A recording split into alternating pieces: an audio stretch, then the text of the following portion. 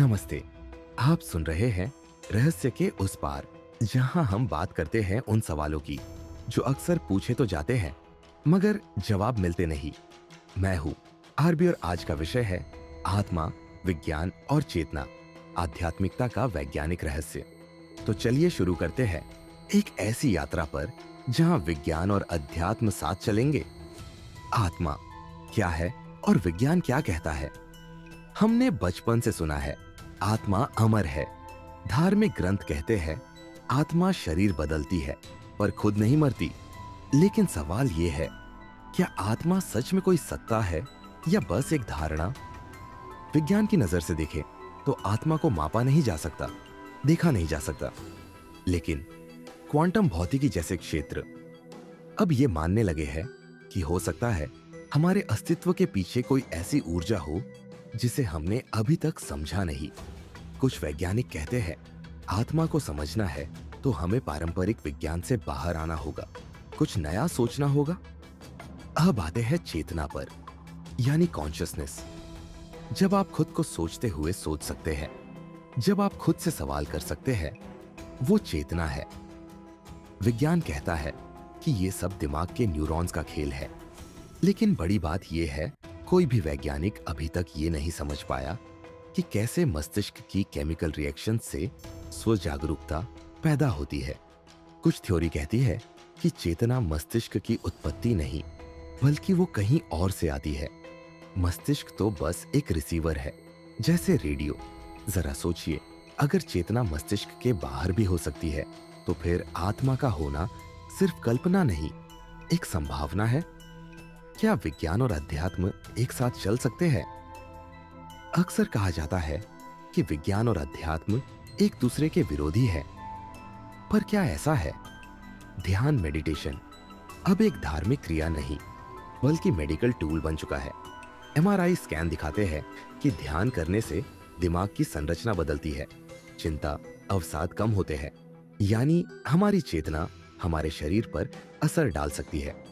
तो अगर चेतना इतना प्रभावशाली है, क्या वो खुद में कोई स्वतंत्र सत्ता हो सकती है? नियर डेथ एक्सपीरियंसेस, भ्रम या संकेत। कई लोग बताते हैं कि जब वे मृत्यु के करीब पहुंचे तो उन्होंने अपने शरीर से बाहर खुद को देखा। एक सुरंग, एक उजाला, एक शांति। विज्ञान इसे मस्तिष्क की अंतिम गतिविधियां कहता है, पर कुछ रिपोर्ट्स ऐसे भी है जहां मस्तिष्क बिल्कुल निष्क्रिय था, फिर भी चेतन अनुभव हुए। क्या ये आत्मा के अस्तित्व का संकेत है या बस हमारी समझ की सीमा? रहस्य अब भी बाकी है। सच कहे तो अभी कोई अंतिम जवाब नहीं है, पर इतना जरूर है, विज्ञान अब सवाल पूछ रहा है जो पहले सिर्फ संत और साधु पूछते थे। आत्मा, चेतना और आध्यात्मिक अनुभव, शायद ये सब मिलकर उस रहस्य की ओर इशारा करते हैं जिसे हम कौन हैं कहकर तलाशते हैं। चलिए इससे साइंटिफिक रूप से समझते हैं। आत्मा, क्या यह सिर्फ विश्वास है? आत्मा, जिसे हम सोल कहते हैं, एक ऐसी अवधारणा है जो हर संस्कृति में पाई जाती है। पर विज्ञान इससे हमेशा थोड़ा दूर रहा है, क्योंकि आत्मा को मापा नहीं जा सकता, देखा नहीं जा सकता। लेकिन कुछ वैज्ञानिक अब इस दिशा में बात करने लगे हैं। उदाहरण, डो, स्टुअर्ट हैमरॉफ और भौतिक विज्ञानी सर रोजर पेनरोज ने orchestrated objective reduction OR theory दी। उनका मानना है कि आत्मा हमारे दिमाग के माइक्रोट्यूबुल्स में क्वांटम स्तर पर मौजूद हो सकती है और मृत्यु के समय ये चेतना ब्रह्मांड में फैल जाती है। मतलब आत्मा एक इंफॉर्मेशन फील्ड हो सकती है जो शरीर से अलग भी रह सकती है। अब आते हैं चेतना पर। विज्ञान कहता है कि चेतना दिमाग की एक्टिविटी है, इलेक्ट्रिकल सिग्नल्स, न्यूरॉन्स, सिनेप्सिस। लेकिन एक समस्या है, इसे कैसे पैदा किया जाता है ये कोई नहीं जानता। उदाहरण, इंटीग्रेटेड इंफॉर्मेशन थ्योरी IIT के अनुसार चेतना का स्तर इस बात पर निर्भर करता है कि कोई सिस्टम कितना इंफॉर्मेशन प्रोसेस करता है। यह थ्योरी मानती है कि चेतना हर उस सिस्टम में हो सकती है जहां इंफॉर्मेशन का गहरा नेटवर्क है, यहां तक कि AI में भी। दूसरा उदाहरण, ग्लोबल वर्कस्पेस थ्योरी कहती है कि चेतना तब पैदा होती है जब दिमाग की अलग अलग प्रोसेसिंग सिस्टम्स एक यूनिफाइड फील्ड में मिलते हैं। जैसे एक थिएटर का स्टेज। पर इन सभी थ्योरीज के बावजूद कोई भी चेतना का सूत्र आज तक पकड़ में नहीं आया। आज ध्यान, मेडिटेशन और योग को सिर्फ धार्मिक नहीं, वैज्ञानिक रूप से भी मान्यता मिल चुकी है। उदाहरण, यूनिवर्सिटी ऑफ विस्कॉन्सिन की एक रिसर्च में देखा गया कि ध्यान करने वालों का प्री फ्रंटल कॉर्टेक्स और इंसुला अधिक एक्टिव रहते हैं। यही क्षेत्र सेल्फ अवेयरनेस और एम्पैथी से जुड़े हैं। एमआरआई स्कैन्स में ये तक देखा गया है कि ध्यान करने से दिमाग की संरचना बदल सकती है, ग्रे मैटर बढ़ता है। तो क्या चेतना सिर्फ सोचने की क्रिया है या ये खुद एक ट्रांसफॉर्मेटिव शक्ति है? एंडी यानी मृत्यु के करीब अनुभव। कई लोग कहते हैं कि उन्होंने अपने शरीर को बाहर से देखा, एक सुरंग से गुजरे प्रकाश देखा।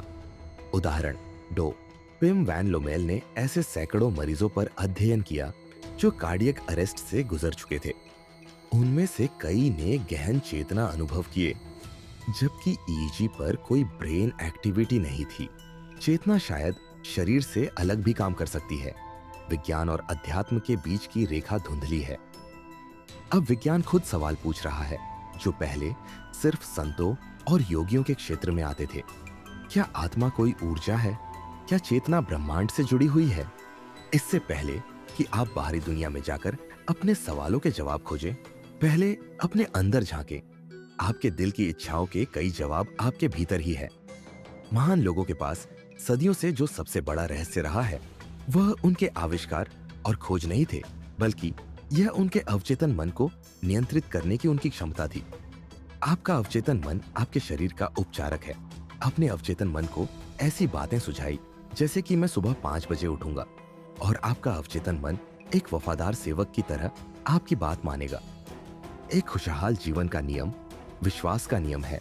अपने आप पर विश्वास रखें और कभी भी मैं इसे नहीं उठा सकता, मैं यह नहीं कर सकता जैसे नकारात्मक शब्दों का उपयोग न करें। अपने विचार बदलें और अपना भाग्य बदलें। विश्वास रखें कि मैं अपने अवचेतन मन की शक्ति से सब कुछ कर सकता हूँ। हमेशा याद रखें कि आपका चेतन मन तर्क करने वाला मन है और आपका अवचेतन मन आपके चेतन नियंत्रण से स्वतंत्र प्रक्रियाओं के माध्यम से कार्य करता है। आपका अवचेतन मन मिट्टी की तरह है जो किसी भी तरह के बीज को, अच्छे या बुरे, स्वीकार करता है और उसे समृद्ध बनाता है। यह आपको यह नहीं बताता कि आपका निर्णय अच्छा है या बुरा, बल्कि यह आपके विचारों की प्रकृति के अनुसार प्रतिक्रिया करता है। आपके पास चुनने की शक्ति है, चाहे वह स्वास्थ्य हो, खुशी हो या धन। आपके चेतन मन को द्वार पर चौकीदार की तरह काम करना चाहिए, जो आपके अवचेतन मन को नकारात्मक प्रभावों से बचाता है। किसी भी चीज से ज्यादा खुशी और प्रचुरता चुने। आपका अवचेतन मन मजाक नहीं समझ सकता, यह इन सभी चीजों को घटित करवाता है। इसलिए कभी भी यह न कहे कि मैं असफल हो जाऊंगा, मैं अपनी नौकरी खो दूंगा। ध्यान रखें कि आप खुद से क्या कहते हैं। आपका चेतन मन जो भी सच मानता है, आपका अवचेतन मन उसे स्वीकार कर लेगा। अच्छे स्वास्थ्य, भाग्य और जीवन के सभी आशीर्वादों पर विश्वास रखें। जहाज के कप्तान का काम नाविकों के काम को देखना और आदेश देना है। यहाँ आपका चेतन मन आपके शरीर का कप्तान है और अवचेतन मन केवल वही करेगा जो चेतन मन द्वारा अवशोषित किया जाता है। आपके चेतन मन को अक्सर आपका वस्तुनिष्ठ मन कहा जाता है, क्योंकि यह वास्तविक दुनिया में वस्तुओं से निपटता है। आपका वस्तुनिष्ठ मन अवलोकन, अनुभव और शिक्षा के माध्यम से सीखता है।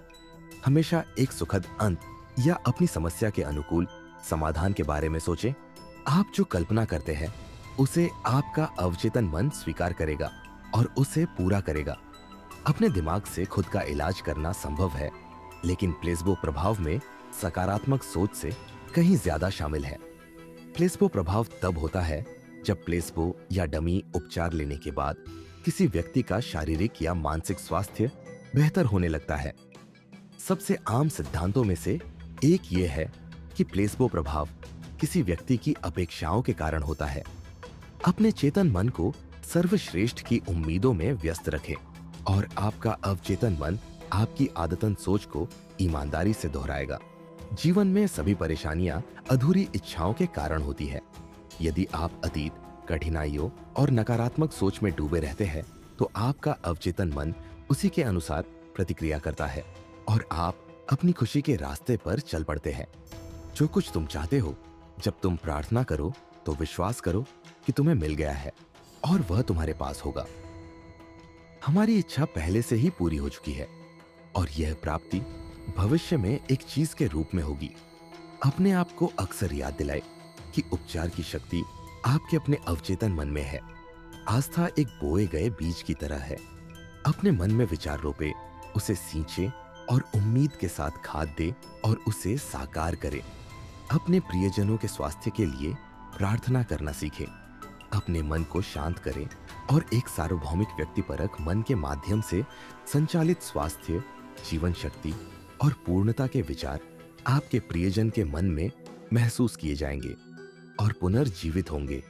यदि आप चंगा करने की शक्ति चाहते हैं तो आप इसे विश्वास के माध्यम से प्राप्त कर सकते हैं, जिसका अर्थ है आपके चेतन और अवचेतन मन के कामकाज का ज्ञान।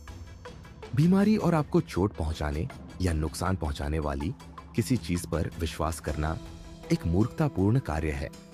उत्तम स्वास्थ्य, धन, शांति और शांतिपूर्ण जीवन पर विश्वास करें। पुल या इंजन बनाने के लिए अलग अलग तकनीकें और प्रक्रियाएं होती है। उसी तरह आपके दिमाग में भी आपके जीवन को नियंत्रित करने और निर्देशित करने की तकनीक होती है। समझे कि मानसिक उपचार में विधियां और तकनीकें प्राथमिक हैं। आप अपने मन के छिपे हुए स्टूडियो में जो विचार सोचते हैं, उनसे आप उज्जवल स्वास्थ्य, सफलता और खुशी का निर्माण कर सकते हैं। एक आभारी हृदय हमेशा ब्रह्मांड के धन के करीब होता है। आप जो उम्मीद करते हैं और जिसे सच मानते हैं, वह सच होगा। इसलिए सद्भाव, स्वास्थ्य, शांति और प्रचुरता की अपेक्षा करें। एक मानसिक चित्र हजारों शब्दों के बराबर होता है। आपका अवचेतन मन विश्वास के साथ मन में बनी किसी भी तस्वीर को साकार कर देगा। विभिन्न मनोवैज्ञानिक शोधों के अनुसार आपके मानसिक जीवन का 90% से अधिक हिस्सा अवचेतन होता है। जो व्यक्ति अपने अवचेतन मन की अद्भुत शक्ति का उपयोग करने में विफल रहता है, वह खुद को बहुत ही संकीर्ण सीमाओं में जीने वाला समझता है। महान कलाकार, संगीतकार और कवि अपनी अवचेतन शक्तियों के साथ तालमेल बिठाते हैं और प्रेरित होते हैं। मार्क ट्वेन ने कई बार बताया कि उन्होंने अपने जीवन में कभी काम नहीं किया। सभी हास्य और उनके सभी महान लेखन उनके अवचेतन मन के अनंत भंडार का दोहन करने की उनकी क्षमता का परिणाम थे। सभी प्रार्थनाएं सफल नहीं होती। प्रार्थनाओं के सफल होने के लिए उन्हें वैज्ञानिक आधार की स्पष्ट समझ के साथ प्रयोग करना चाहिए। आत्मविश्वास की कमी और बहुत अधिक प्रयास प्रार्थनाओं की विफलता का मुख्य कारण है। अपने अवचेतन मन को आपके लिए कुछ करने के लिए मजबूर करने की कोशिश न करें। चाहे आप कितनी भी कोशिश कर लें, आप असफल ही होंगे। कड़ी मेहनत करने से हमेशा बेहतर परिणाम नहीं मिलते। हमेशा अंत और उससे मिलने वाली आजादी की स्थिति की कल्पना करें। आप पाएंगे कि आपकी बुद्धि आपकी समस्या को हल करने के तरीके खोजने की कोशिश में बाधा डालने की कोशिश कर रही है। अपनी समस्या को स्वीकार करें। समस्या को अवचेतन मन पर छोड़ दे। गहरी आस्था के साथ आराम करें कि यह हो गया है। प्रार्थना में सफलता के लिए ये 3 कदम है। कुछ लोग हफ्ते में कुछ घंटे काम करके बहुत ज्यादा पैसे कमा लेते हैं। ऐसा मत मानिए कि अमीर बनने का एकमात्र तरीका पसीना बहाना और कड़ी मेहनत करना है। अगर आप आर्थिक तंगी से गुजर रहे हैं, तो इसका मतलब है कि आपने अपने अवचेतन मन को यह यकीन नहीं दिलाया है कि आपके पास हमेशा बहुत कुछ होगा और कुछ बच भी जाएगा। आपका संकल्प सबसे सफल तब होता है जब वह विशिष्ट हो और जब वह मानसिक संघर्ष या सहमति उत्पन्न न करे। प्रमुख विचार हमेशा अवचेतन मन द्वारा स्वीकार किया जाता है। अगर आपको सिर्फ पैसा चाहिए और कुछ भी मायने नहीं रखता, तो आप इसे पा सकते हैं, लेकिन किस कीमत पर? आपको मन की शांति, सद्भाव, प्रेम, आनंद और उत्तम स्वास्थ्य की भूख को भी संतुष्ट करना होगा। गरीबी में कोई गुण नहीं है। यह किसी भी अन्य मानसिक बीमारी की तरह एक बीमारी है।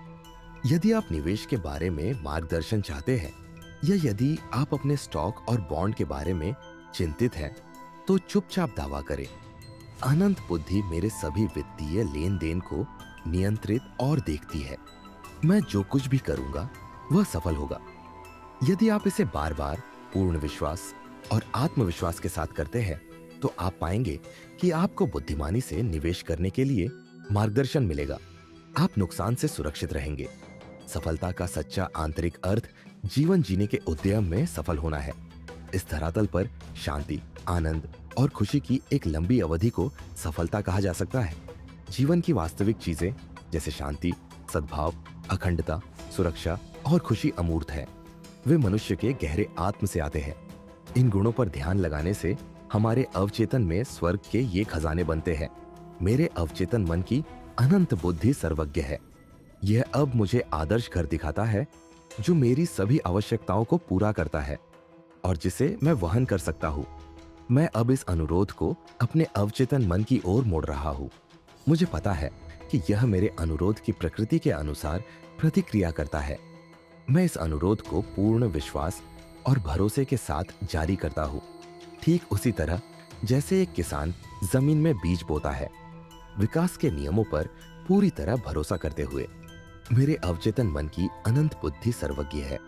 यह अब मुझे आदर्श घर दिखाता है जो मेरी सभी आवश्यकताओं को पूरा करता है और जिसे मैं वहन कर सकता हूँ।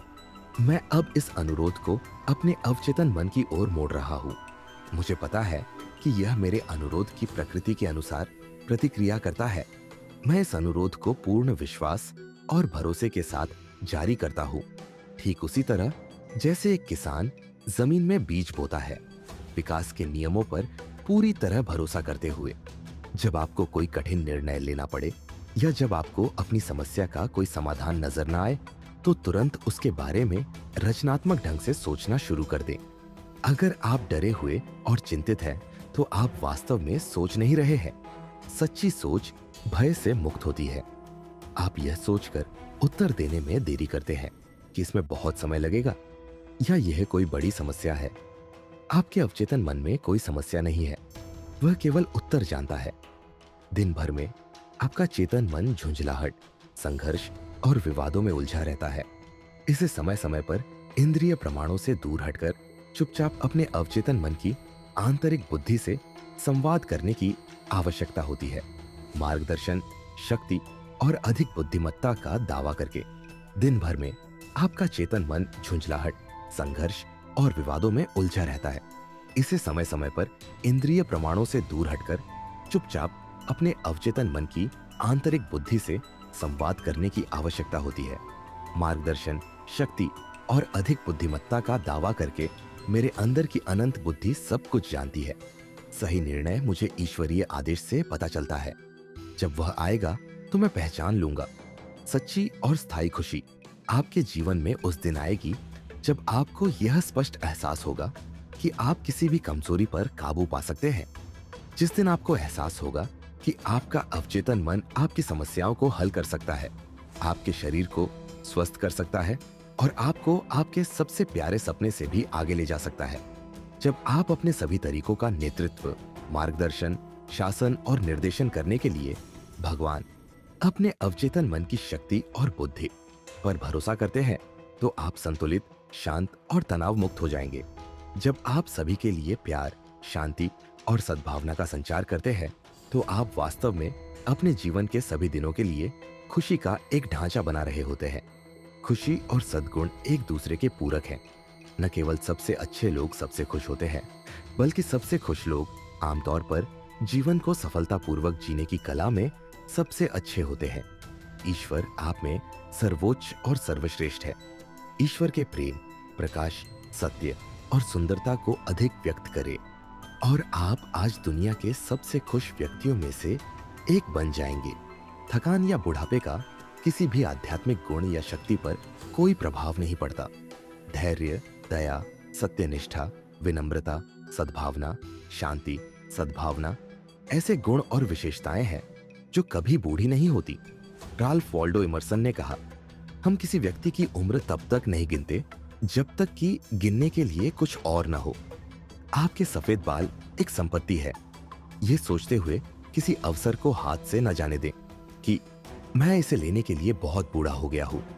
अपने दिमाग से ये बात हमेशा के लिए निकाल दीजिए कि 65, 75 या 80 साल की उम्र आपके या किसी और के लिए अंत का पर्याय है। ये एक शानदार, फलदायी, सक्रिय और सबसे अधिक उत्पादक जीवन पद्धति की शुरुआत हो सकती है, जो आपने कभी अनुभव नहीं की होगी। इस पर विश्वास करें, इसकी अपेक्षा करें और आपका अवचेतन मन इसे पूरा करेगा। अगर आज की बातचीत ने आपके भीतर कुछ हलचल पैदा की हो, तो इस वीडियो को शेयर करें, सब्सक्राइब करें और अपनी सोच हमारे साथ जरूर बांटें। आपका कोई अनुभव है, कोई सवाल है, तो हमें जरूर लिखें। अगली बार फिर मिलेंगे एक और रहस्य के साथ। तब तक जागते रहिए, सोचते रहिए और खुद से जुड़े रहिए।